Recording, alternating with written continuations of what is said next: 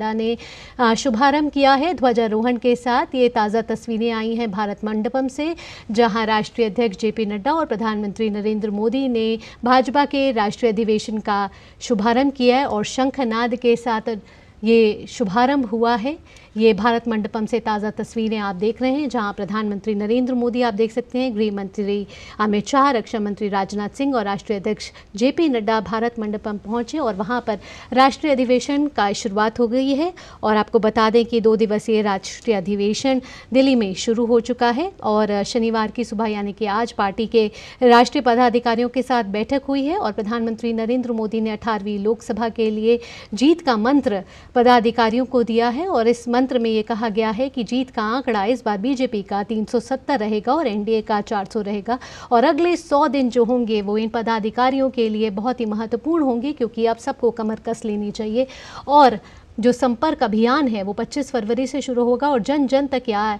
संदेश दिया जाएगा कि 10 साल की जो उपलब्धियां रही हैं सरकार की वो जन जन तक पहुंचे और ये संदेश जाए कि पिछले 10 साल जो भाजपा ने कार्यकाल में अपने उपलब्धियां हासिल की हैं वो लगातार जनमानस तक पहुंचे। हमारे साथ हमारे सहयोगी भी जुड़ चुके हैं, शैलेंद्र मिश्र भारत मंडपम से। शैलेंद्र, शंखनाद बज चुका है, शुभारंभ हो चुका है, प्रधानमंत्री नरेंद्र मोदी और राष्ट्रीय अध्यक्ष जेपी नड्डा ने ध्वजारोहण कर दिया है, आगे का कार्यक्रम क्या रहेगा? बिल्कुल, हमने देखा कि प्रधानमंत्री नरेंद्र मोदी, बीजेपी के राष्ट्रीय अध्यक्ष जेपी नड्डा, गृह मंत्री अमित शाह, रक्षा मंत्री राजनाथ सिंह ने ध्वजारोहण किया और इसी के साथ जो राष्ट्रीय अधिवेशन है बीजेपी का, उसकी शुरुआत औपचारिक तौर पर हो गई है। सबसे पहले बीजेपी के राष्ट्रीय अध्यक्ष जेपी नड्डा का शुरुआती संबोधन होगा और आज ही थोड़ी देर बाद, ये कह सकते हैं 5 बजे के बाद, एक प्रस्ताव आएगा। उस प्रस्ताव में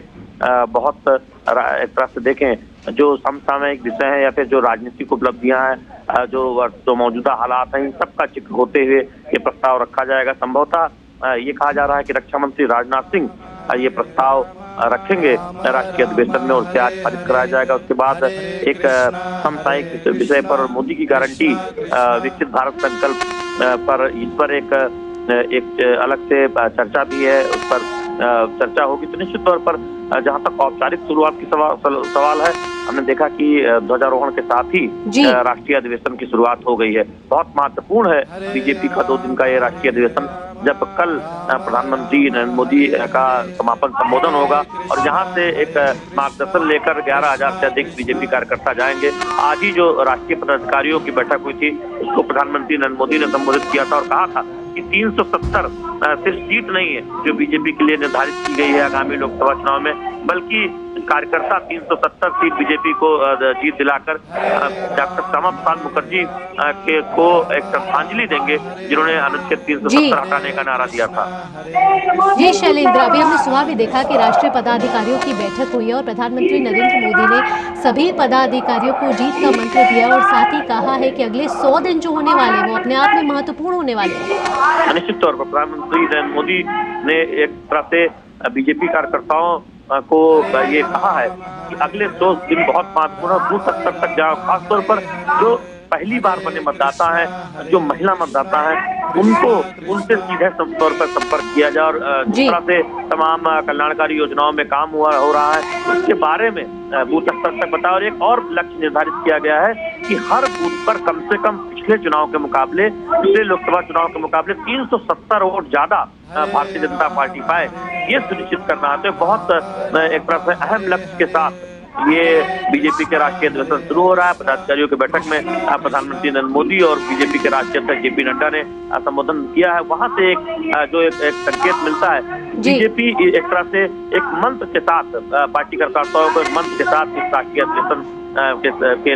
में लक्ष्य रख रही है और उसकी संकेत स्पष्ट तौर पर राष्ट्रीय पदाधिकारियों की बैठक में मिल गए। ठीक, साथ ही शैलेंद्र मैं आपसे पूछना चाहूंगी कि मोदी 3.0 जो है वो विकसित भारत के संकल्प के साथ आगे बढ़ रहे हैं और साथ ही पदाधिकारियों की बैठक में एक बात और कही गई है कि विपक्षी पार्टियां जो हैं वो तू मैं की राजनीति करेंगी, लेकिन कार्यकर्ताओं से को इसके अलग विकास की गाथा पर आगे बढ़ना है और जो भी भाजपा ने गरीब कल्याण के लिए काम किया है या फिर जन जन तक पहुंचने का काम किया है, उन सभी उपलब्धियों को जन जन तक पहुंचाना है। देखिए, आज की जो राष्ट्रीय पदाधिकारी की बैठक हुई हफ्ते पहले,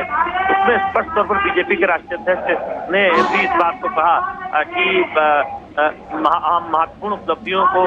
जनता तक पहुंचाना है। प्रधानमंत्री नरेंद्र मोदी ने इस बात को बहुत स्पष्ट तौर पर रखा है कि विकास गरीब कल्याण के आधार पर जनता के पास जाए, यानी जो नकारात्मक मुद्दे विपक्ष उठा रहा है उस पर ध्यान न देकर बीजेपी के कार्यकर्ता जो सकारात्मक मुद्दे हैं, जो गरीब कल्याण के लिए जो सरकार ने काम किया है, जो विकास के लिए काम किया है, वो जनता के सामने लेकर जाए। जी, इसके साथ ही शरण मैं ये भी पूछना चाहूंगी कि क्या 4:30 बजे राष्ट्रीय अध्यक्ष जेपी नड्डा का अध्यक्षीय भाषण भी होगा और उसके बाद क्या प्रस्ताव रखा जाएगा? देखिए, आज पहला प्रस्ताव रखा जाएगा राष्ट्रीय अध्यक्ष के भाषण के बाद, जिसमें ये राजनीतिक प्रस्ताव होगा। रक्षा मंत्री उसे पेश करेंगे, जिसमें हम देखेंगे कि तमाम राज्यों में जो राजनीतिक हालात हैं, जो परिस्थितियां हैं, जो उपलब्धियां हैं, उनका जिक्र किया जाएगा।